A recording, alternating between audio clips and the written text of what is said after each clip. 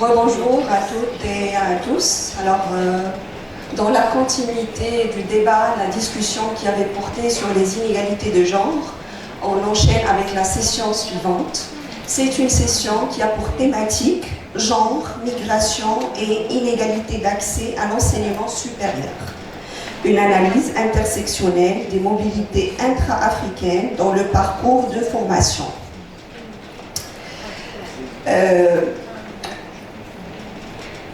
Alors, dans le cadre de cette session, on aura trois présentations. La première présentation sera assurée par Hiba Abrash et Driss Rzouani. La deuxième par Alexis Clotaire Nemouabi Bassolé. Et la dernière par M. Hicham Jamid.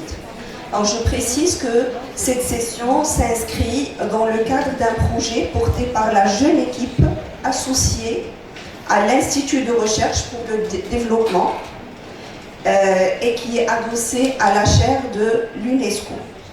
Ce projet est coporté par les professeurs Mina Klishtrei et M.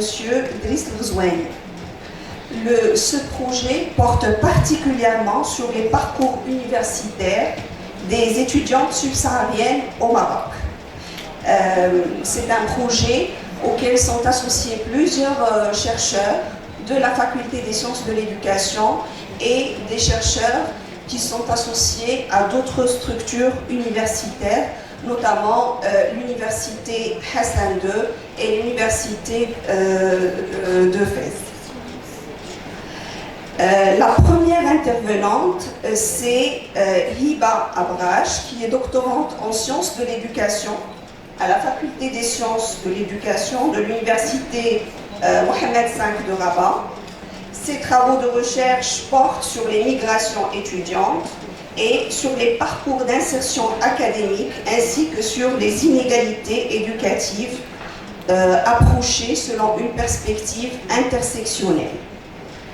Afin d'assurer le bon déroulement de la session, si vous permettez, je prie les intervenants de respecter les 15 minutes de communication.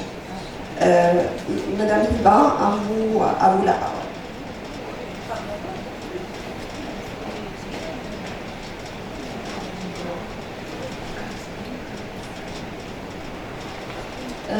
Merci, professeur Anal, pour cette présentation. Donc, j'enchaîne directement avec ma communication. Bonjour à toutes et à tous. Je suis Abrash Hiba, doctorante à la Faculté des sciences de l'éducation dans la structure politique éducative et dynamique sociale. Donc, je suis ravie de vous présenter aujourd'hui l'état d'avancement de notre recherche, moi-même et professeur Rzouani Driss. La recherche est intitulée « Mobilité étudiante intra-africaine et inégalité de genre au Maroc, expérience d'étudiants subsahariennes ».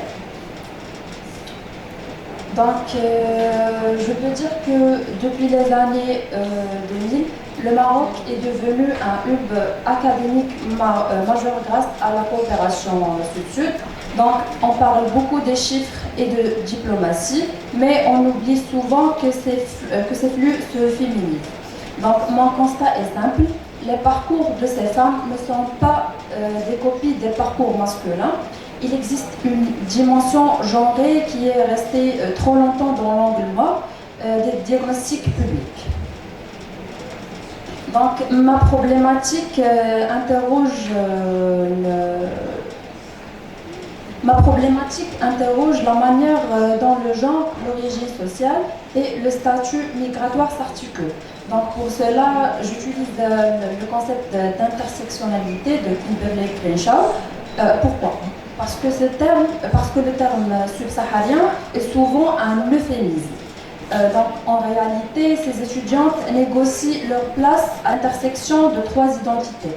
Être femme, être étrangère et être perçue à travers sa couleur de peau dans l'espace public. Donc moi, je ne regarde pas seulement la femme, mais je regarde la femme noire étrangère.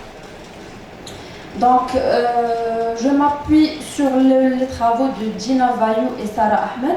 L'idée centrale est que l'espace n'est pas neutre. Le campus et la ville sont des géographies de contrôle.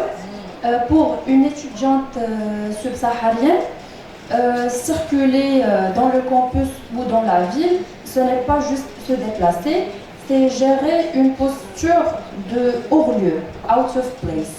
Donc son corps devient le site d'une négociation permanente pour être accepté et respecté. Donc dans la rue, une étudiante subsaharienne, elle se sent souvent super visible. Donc tout le monde la regarde. Elle se sent parfois hors lieu, comme s'il n'était pas à sa place. Donc le campus et la ville devient un endroit où elle doit faire attention à tout. Donc ma démarche est qualitative, elle s'appuie sur 15 entretiens semi-directifs avec des étudiants issus de l'Afrique subsaharienne francophone. Je prends par exemple le Cameroun, le Côte d'Ivoire, le Sénégal, le Guinée, le Gabon. Donc mon échantillon est varié, je compare les boursières de l'agence marocaine de coopérative internationale, les étudiants non boursières et les étudiants de secteur privé. J'accorde aussi une attention particulière aux filières scientifiques et techniques, car c'est là que les rapports de pouvoir sexistes sont souvent les plus marqués. Donc le premier obstacle, c'est administratif.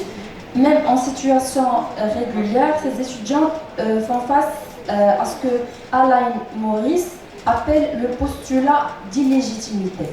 Chaque renouvellement de carte de séjour est une épreuve de suspicion. Donc pour une femme, cette précarité est grave. Sans papier à jour, elle est beaucoup plus vulnérable au harcèlement car elle n'ose pas solliciter la protection des autorités. Donc même si elles ont le droit d'être là, l'administration les regarde souvent comme s'ils étaient suspects. C'est ce qu'on appelle le postulat d'illégitimité. Donc ensuite, il y a la question du logement et de la rue. On observe une tension entre l'invisibilité institutionnelle et la supervisibilité sociale. Donc dans le campus ou dans la rue, l'étudiant est trop visible à cause de sa couleur de peau et de son genre. Donc cela peut se traduire par un harcèlement spécifique. Donc au niveau de logement, la couleur de peau reste un frein majeur pour les bailleurs privés, malgré la solvabilité de l'étudiant. Donc le résultat de ces parcours, c'est l'émergence de subjectivités hybrides. Donc ces étudiantes ne sont plus les mêmes qu'au départ, mais elles ne sont pas non plus des nationales marocaines. Elles construisent une identité tierce, celle de la femme africaine en mobilité. C'est une identité résiliente, capable de naviguer entre plusieurs mondes et plusieurs systèmes de normes. Donc mon diagnostic ne s'arrête pas à la victimisation. Ces étudiantes font preuve d'une immense agentivité. En quittant l'échelle de la maison, elles brisent les structures patriarcales. Comme le dit Lydia Aliwa, elles sont venues chercher leur vie. Donc elles transforment les embûches administratives en épreuves de force qui renforcent leur autonomie et leur identité de femme libre. Donc, pour conclure, je peux dire que le Maroc a vraiment réussi à attirer les étudiants. Maintenant, il doit réussir à bien les accueillir. Donc, c'est vrai que le Maroc a réussi d'être un hub académique. L'égalité réelle reste un défi. Donc, mon travail suggère qu'il faut sortir ces étudiants de l'invisibilité institutionnelle, accompagner leur réussite, surtout dans les domaines scientifiques. C'est reconnaître qu'elles sont des actrices clés du développement de notre continent. Et merci.